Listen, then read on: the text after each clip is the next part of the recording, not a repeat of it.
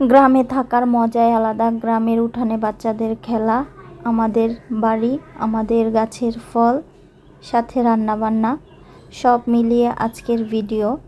ইনশাল্লাহ তোমাদের ভালো লাগবে, দেখতে থাকো আর আমার সঙ্গেই থেকো।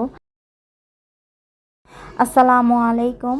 আরও একটি নতুন ভিডিও নিয়ে হাজির হয়ে গেছি। ইনশাল্লাহ আমরা সবাই ভালো আছি, আপনারাও সবাই ভালো আছেন। এই তো বিকাল টাইমে বাচ্চারা খেলাধুলা করতেছে, সাথে কিন্তু সবার জন্য একটি করে দোলনা পেতে দিয়েছি নিজেদের গাছে। এই তো আমাদের বাড়ির কাজ কিন্তু আস্তে আস্তে শেষ হচ্ছে। এদিকে কিন্তু গাছে মাশাআল্লাহ এই তো ফলগুলাও কিন্তু পেকে উঠতেছিল, তার মধ্যেই কিন্তু পাখির যন্ত্রণায় আর থাকা যাচ্ছিল না। এই তো আমি কি আর করব, ফলগুলা পেরে নিয়ে এসেছি। অনেকটা কষ্টের পর পাকা পাকা এই তো ফলগুলা পেরে নিয়েছি। একদিন রুমের ভিতরে রাখলে পরের দিনে কিন্তু মাশাল্লাহ খেতে পারবো, এতটা মিষ্টি যা বলার মতো না। এই তো তারপরে কিন্তু রান্না বান্না শুরু করে দিয়েছিলাম। ঝটপট বিরিয়ানি রান্না করব, প্যাকেটের মশলা ছাড়া ঘরোয়া পদ্ধতিতে আজকে এই তো বিরিয়ানিটা হবে।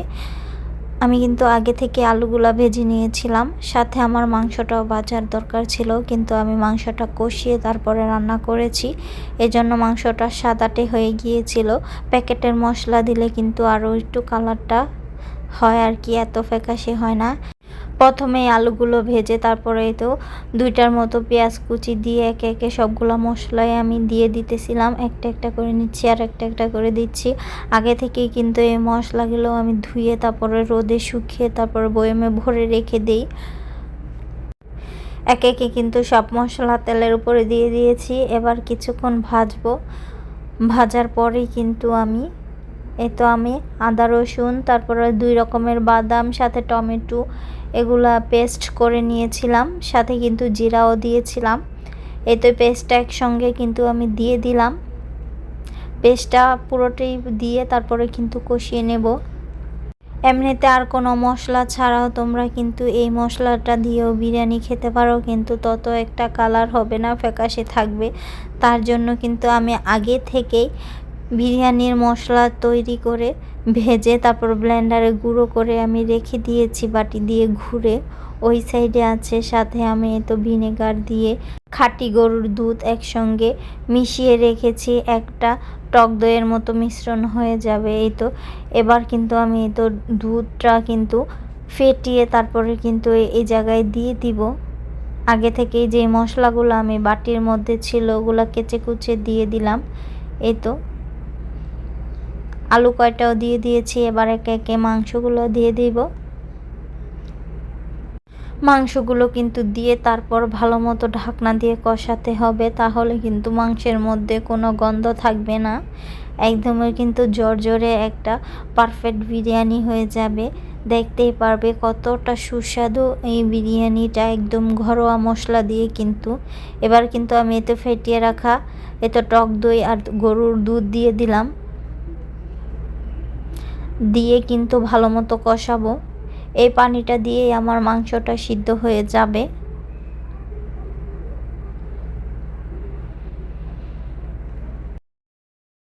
এই তো এবার কিন্তু আমি একটি ভালো মতো ঢাকনা ধুয়ে পরিষ্কার করে নিয়েছি। এবার এটা আমি দিয়ে দিলাম। একদমই কিন্তু আমার এই রাইস কুকারের মুখের মধ্যে সেট হয়ে যায় এই ঢাকনাটা। রাইস কুকারের মোটকাটা কেন লাগালাম না জানেন? ওটার মধ্যে বিশাল বড় একটা ছিদ্র, তার জন্য আমি রাইস কুকারের ঢাকনাটা দেইনি। ঢেকে ঢেকে কিন্তু মাংসটা সিদ্ধ করতে হবে। মাংসটা সিদ্ধ হয়ে যাওয়ার পরে কিন্তু আমি চালটা এই জায়গায় একসঙ্গে দিয়ে দেব, আলাদা করে আর কোনো রান্না করব না। যেহেতু তাড়াহুড়া করতেছিলাম তার জন্য আমি আবার ট্রাই করে দেখতেছিলাম আমার আলুটা আর মাংসটা সিদ্ধ হয়েছে কিনা। এইদিকে কিন্তু এবার আমি ঘরের তৈরি বিরিয়ানির মশলাটা মাংসের মধ্যে দিয়ে দিব। আগে থেকেই দিইনি, গ্রানটা যেহেতু চালের সাথে মিশে থাকে, মাংসের সাথে মিশে থাকে, এর জন্য এই জায়গায় আছে জিরা, এলাচি, দারচিনি, সব ধরনের মশলা, জায়ফল, জয়ত্রী, পোস্তদানা, সব ধরনের মশলা দিয়ে এই বিরিয়ানির মশলাটা বানিয়েছি। সাথে কিন্তু ধনিয়াও আছে। দেখতে পারতেছো মাংসের কালারটা কিন্তু অন্যরকম হয়ে গেছে। এই জায়গায় একটা শুকনো মরিচ দেওয়ার দরকার ছিল, আমি কিন্তু দেইনি। তার জন্য শুকনো মরিচের গুঁড়া আগে থেকেই কষানোর মধ্যে দিয়ে দিয়েছি, তাহলে একটু ঝালঝাল হবে বিরিয়ানিটা। এবার কিন্তু আমার ধুয়ে রাখা চালগুলাই তো দিয়ে দিলাম। আমি 1 কেজি পরিমাণ চাল দিয়েছি, আর মাংসর পরিমাণটা বলতে পারবো না, প্রায় 1.5 কেজির উপরে মাংস আছে ওই জায়গায়। এবার কিন্তু চালের সাথে আর মাংসের সাথে একদমই মিশিয়ে তারপর পরিমাণ মতো পানি দিয়ে দিতে হবে। আমার ভিডিও আপুরা তোমাদের কাছে কেমন লাগে নিশ্চয়ই কমেন্টে জানাবে। তোমাদের কমেন্ট পড়তে খুবই ভালো লাগে। ভিডিওটা দেখতে দেখতে এ পর্যন্ত যদি কেউ চলে এসে থাকো, প্লিজ একটি লাইক দিয়ে দিবে। তোমাদের একটি লাইকে আমার ভিডিওটা আরও 10 জনের কাছে পৌঁছাবে ইনশাআল্লাহ।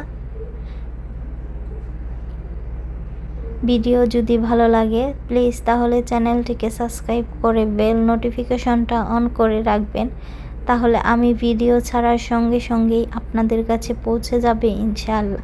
আপনাদের সময় মতো আপনারা নিশ্চয়ই দেখে নিতে পারবেন। এই তো আপনাদের সাথে কথা বলতে বলতে মাংস আর চাল কিন্তু কষিয়ে আমি পরিমাণ মতো পানি দিয়ে দিয়েছি। আমি কিন্তু এই তো চারো সাইড থেকে দিয়ে দিলাম সব কিছু নামিয়ে। এবার কিন্তু ফ্রিজে রাখা গরুর দুধ ছিল, কাঁচা গরুর দুধ, ওইগুলা আমি এখানে কিছুটা পরিমাণ দিয়ে দিব। এই তো বিরিয়ানির মধ্যে যত বেশি দুধ দেওয়া হয় ততই কিন্তু খেতে মজা হয়। আমি কিন্তু মাংস কষানোর সময় 1 কাপ দিয়েছিলাম, ওটা জাল করা ছিল। এবার কিন্তু ঢাকনা দিয়ে উল্টে পাল্টে রান্না করতে হবে। এই তো আমি ঢাকনাটা দিয়ে দিয়েছি। এই তো আমার চালটাও কিন্তু বলক উঠে যাচ্ছে, তার জন্য আমি একটু নেড়ে নেড়ে দিতেছিলাম, যেহেতু বিরিয়ানি সব সাইডে যাতে সিদ্ধ হয় ভালো মতো। এবার কিছুটা টমেটো আর 4-5টা কাঁচামরিচ দিয়ে দিয়েছি, একসঙ্গে সিদ্ধ হয়ে যাবে। এই বিরিয়ানির মধ্যে কিন্তু টমেটো সস দিতে পারেন, আমি কিন্তু ব্লেন্ড করে টমেটো দিয়ে দিয়েছিলাম আগেই, আবার এখনও 2টা টমেটো কেটে দিয়ে দিলাম। টমেটো আমার কাছে খেতে খুবই ভালো লাগে, যেহেতু বেশি বেশি টমেটো, গাছের দেশি টমেটো আমি সব সময় খেয়ে থাকি। টমেটো ছাড়া কোনো রান্নাই আমার কাছে ভালো লাগে না। এই তো বিরিয়ানিটা কিন্তু আমার দমে দিয়ে দিব এবার। এই তো আমার বেরেস্তাগুলো আমি দিয়ে দিলাম, আগে থেকেই বেরেস্তাগুলো ভেজে রেখেছিলাম। ভিডিওটা কার কাছে কেমন লাগলো নিশ্চয়ই কমেন্টে জানাবেন ইনশাল্লাহ। একদমই কিন্তু ভিডিওর লাস্ট পর্যায়ে চলে এসেছি। এবার কিন্তু 10 মিনিট দমে দিলেই বিরিয়ানিটা হয়ে যাবে ইনশাল্লাহ। ভিডিওটা দেখতে দেখতে আজকের মতো বিদায় নিয়ে নিলাম।